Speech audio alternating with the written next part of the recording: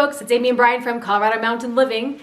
So in this video, we wanted to share some news with you about the value of our home. So, you know, in the current context of the economy, we thought it might be a good time to refinance and look at getting a mortgage, even though, you know, at the beginning of all of this, we wanted to do it debt-free, but after last year, that idea ain't happening anymore. Yep. Got a few loans we got to pay off at this point. So yeah, we got a couple personal loans on the house, and then car and just vehicle stuff and a student loan. Right. Okay.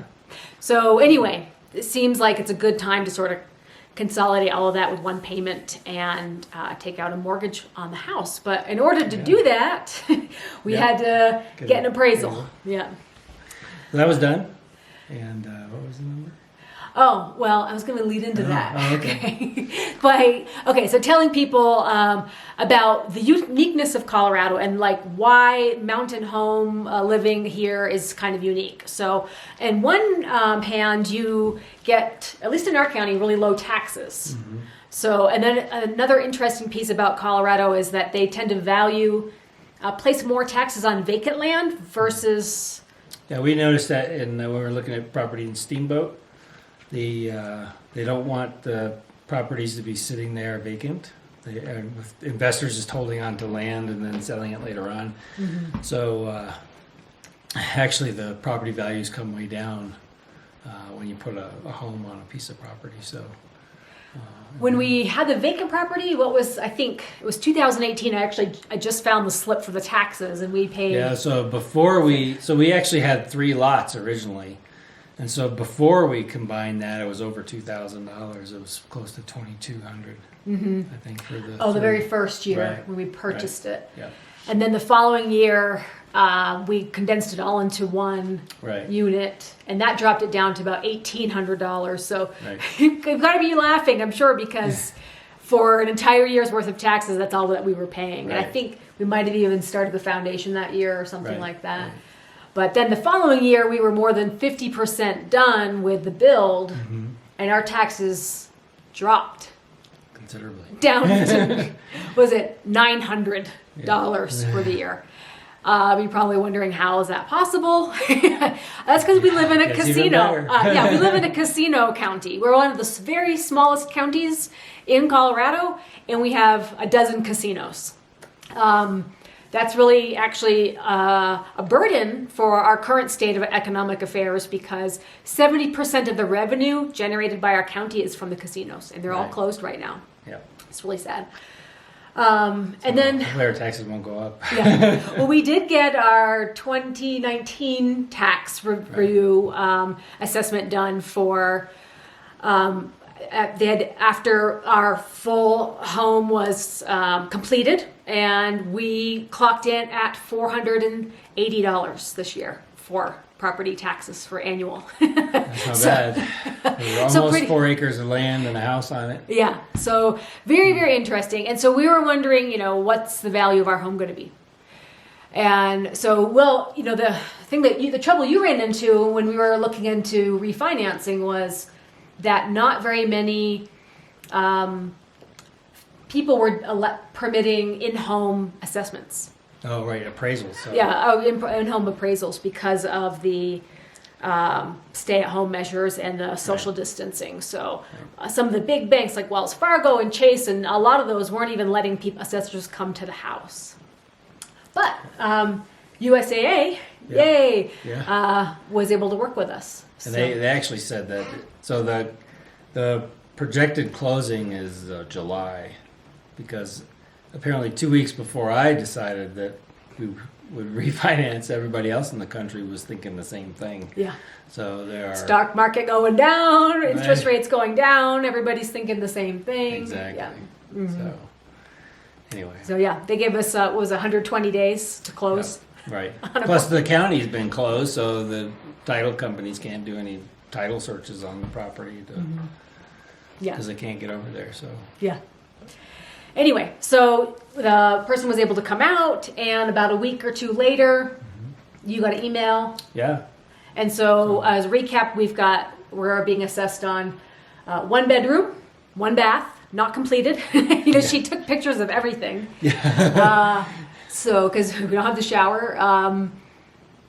What else? And then almost 4 acres of land. Almost 4 acres of land. No final landscaping done, so nothing to improve the value. No outside structures, Right. so no other. So, we don't have our big shed up yet. No garage. No garage or the second part of the house either. So.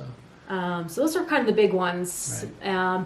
And then there's a couple of stipulations as well. But what was we had So we have to put we didn't have a railing on the temporary staircase from the first floor to the basement. So I just put that up today. And then we still don't have a railing on the deck. So I'm going to have to put up something temporary. It's temporary to permanent. I'm going to use the 2-inch, it's hog fencing. So I'm going to get that because that's what we're going to use ultimately. But I'll probably just throw up some 2x4s on there. That way we can get a picture and we can email it back to the loan processor, and that's all we need is something like that. I know people have been wondering why don't we have a railing on the deck yet since it was built in September, but pretty much since the building of that deck, we've been under a constant snow cover. And I know it's not an excuse to not have a railing, but the railing we want to use are trees that are in the woods that are under snow. There's a ton of fallen down trees back there that are in good condition as far as the quality of the wood, and as evidenced by other wood that I've already gotten out there. So we want to use that for the railing on the tops, and then the bottom, and then the hog fencing will go in between. But the lugging in of the wood, in and out of the woods with 3 feet of snows is extremely difficult right now. Brian's been using a toboggan to... Right, it's got to be deeper now since we've had almost 3 feet in the last 2 weeks. So there were some drifts that I hadn't been snowshoeing in a while. And now there's some drifts back there that got to be at least 4 or 5 feet deep, maybe even deeper than that. So where there's a road on the side of the hill is now just like a slant, so it's all completely filled in that road. And then an update from the storm, the secondary storm we had this week was actually even bigger than the Easter storm that we had. So we probably got almost 20 inches. 20 inches in that second, Thursday storm. It snowed all day long, and it was nonstop. And it was just on top of everything we just got. It was crazy. It was so much snow. It's hard to believe that it's April. But in our defense, not complaining about the snow, but it is one of the snowiest Colorados on record. I think even the cities of Denver and Boulder were in the paper as being the snowiest cities in the entire United States, more than places in Alaska this year. It's just been a very snowy year all around. I think it's a record setting since 1904 or something like that. It's been a long time since Colorado's had this amount of snow. So there we go. So, yay. It's a record year. And so it doesn't really... And of course, unfortunately, the ski area is closed at least a month early. Yeah. Ski area is Because of missing out everything, on so- all their traffic this year. That's so sad. It's made it hard for us to put our railing on our deck. Ooh. But we've been doing other stuff. Yeah, we've had plenty of other projects to do. In fact, our next video will update you on the spacers and the finishing of the treads and all of that.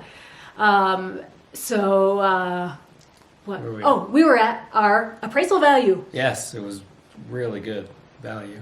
So, do you remember what it was? No, I think so. I think it was like 425 or 429. Yeah. 429,000 for our For not our- even finished home. Our 1 bedroom. Our 1-bedroom mountain home. So I think what you can guess from that is that the value of mountain property and mountain homes is really high.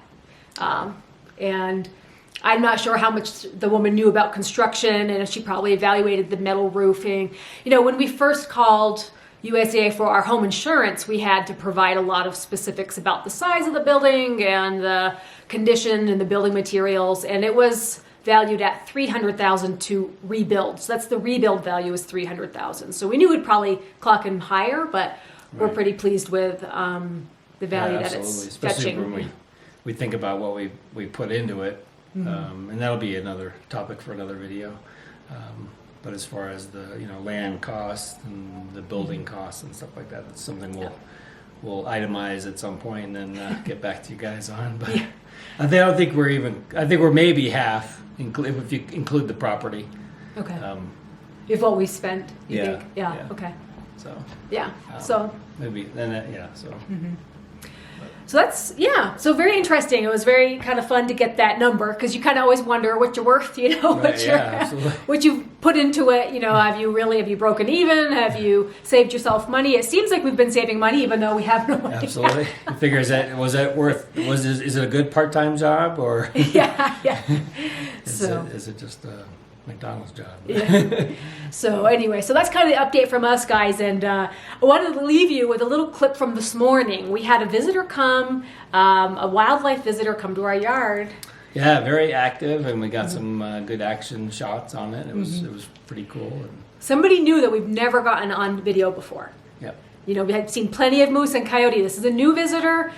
We got a lot of footage, kept Vigo inside, but I think you'll really enjoy the clip. Brian and I got to test it out, got to go out got right out on the deck and got some good shots safely from it, so. Safely on the deck. Yeah, I stayed. Okay. And laid on the deck. Yeah. So anyway, we wanted to update you guys on that piece of news that we got this week, and we've got more coming on the stairs. We're getting really close. Brian worked on the epoxy for the spacers and the staining. Those are pretty much set to go. He's going to do some banding, so we'll kind of catch you up on the next video with that. But thanks guys for joining in. Hope you're having a great time, a great weekend, and we'll see you on the next video. All right, take care.